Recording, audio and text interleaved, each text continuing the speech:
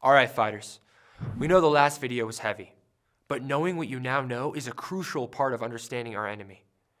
Now it's time to get more specific on how exactly we're going to beat this thing. The real reason you're here is you want to get rid of this addiction. You've been trapped for far too long, spinning like dirty laundry, and you've had enough. We want to help you get out. And to do that, we need to first talk about what exactly you're stuck in. Have you ever heard of the addiction cycle? The addiction cycle is something that you're probably familiar with, whether you realize it or not. That's because many of us have been gripped in its headlock for a long time. This cycle describes the pattern many of us get stuck in. A pattern that we're not usually entirely conscious of. In fact, one reason the addiction cycle has such a hold over us is that it usually goes undetected by our radars. So, we're going to change that right now. By talking about the cycle openly, we're going to begin decreasing its power over all of us. Let's give you a visual to reference as we talk about it. If you look up in the top left corner of the addiction cycle, you'll see Start. That's where we all begin. You'll notice above that there are several life problems that you're probably familiar with. These discomforts are normal and unavoidable. Everyone has them to some degree or another.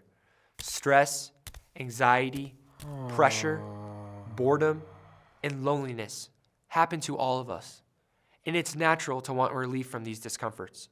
What pushes someone toward addiction is when we start to respond to these discomforts of life in one specific way, trying to escape them.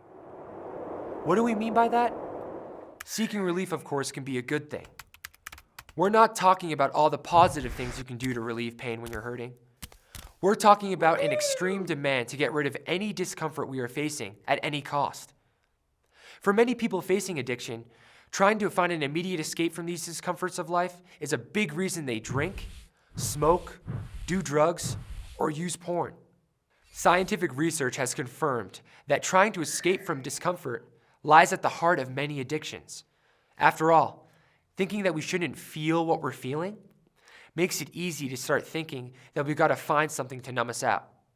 It's at this point that it becomes easy to start to think about some website or a video that will bring immediate but temporary relief. We call this entertaining the idea of using. In most cases, this all happens without our even realizing it, without us even being aware that this cycle is even going on and pulling us in. At this point, we have released the steering wheel and let autopilot drive the bus. It's something that we all do sometimes when we're distracted and not paying attention to what we're really thinking, feeling, or experiencing. Has that ever happened to you?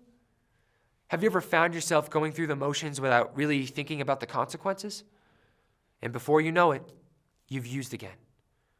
When we're in autopilot mode, we often fall, robot-like, into vulnerable situations. When this happens, our addiction is steering our actions, leading us to just go along with whatever our addiction wants.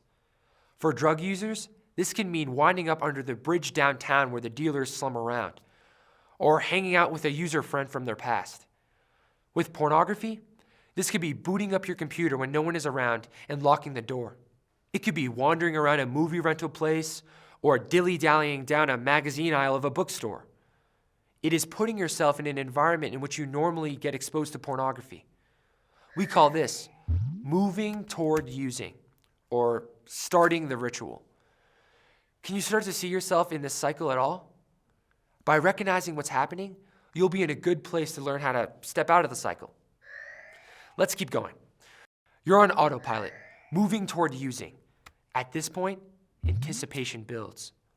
Your focus narrows, and resisting the urge seems impossible. So we give in. We use and get that temporary numbing feeling, like another cigarette or drink or a food binge. A porn binge triggers a chemical rush in seconds. Our emptiness, anxiety, or boredom is again covered up and relieved in some way. And for that moment, we have some distraction from whatever discomfort we were feeling. The problem is that soon we feel even worse than we did before. In the long run, the discomfort not only doesn't go away, But it also gets worse because we haven't dealt with what the real problem is. But we're not usually paying attention to this. In fact, we can become so anxious about not feeling this discomfort that we don't care very much about the fact that we feel worse later on. We're calling that experiencing harmful effects. This is the ironic part of the cycle. As pornography becomes the primary solution of dealing with the discomforts of life, it can actually become the cause of stress rather than the relief from it. As the discomforts of life increase, we can begin to use even more and more pornography to escape the increasing amount of pain and discomfort arising from the cycle. And the next time life gets a little anxious, hard, or boring, we think again, why do I need to feel this when I can have relief? The cycle perpetuates and we spiral downward as the harmful effects compound. Pretty soon, we're trapped inside something we didn't even really want. An emotional cancer that is multiplying out of control, hijacking our freedom and our ability to live a healthy lifestyle. So let's go through this with an example that you might experience. Let's say your parents left the house for a few hours and you're home alone.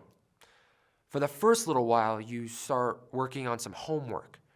After a while, you get some hard assignments and you feel yourself feeling uncomfortable and starting to get a little anxious.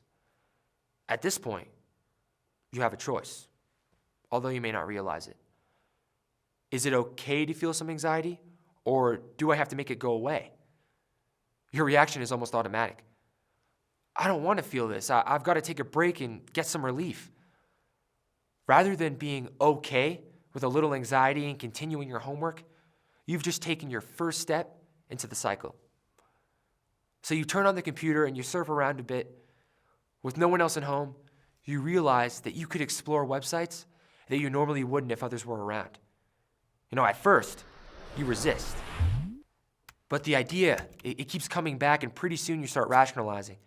I won't look at anything really bad, so you check again just to make sure you're still alone. But before you know it, you've used again.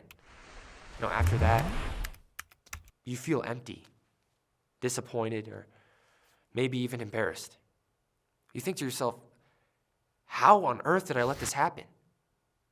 Well, our answer is, dude, you just fell in the addiction cycle again. Did you notice the other steps of the cycle we discussed? After taking that first step, it went boom, boom, boom. Entertaining the idea of using, moving toward using, then experiencing the harmful effects and discomfort getting worse. We're usually not aware of these steps, but if we are, it can help us do something about them. Now that you're aware of the addiction cycle, you probably realize something pretty cool, something that we talked about earlier. You are not your addiction. You now have a visual of the larger problem, and it's not just about you. You can finally separate yourself from your behaviors and start to look at your addiction in a new way. You now have a bird's eye view of the problem, and as you look around, you begin noticing places throughout the addiction cycle where you can step out of it. These are called choice points, and that's where we're heading next.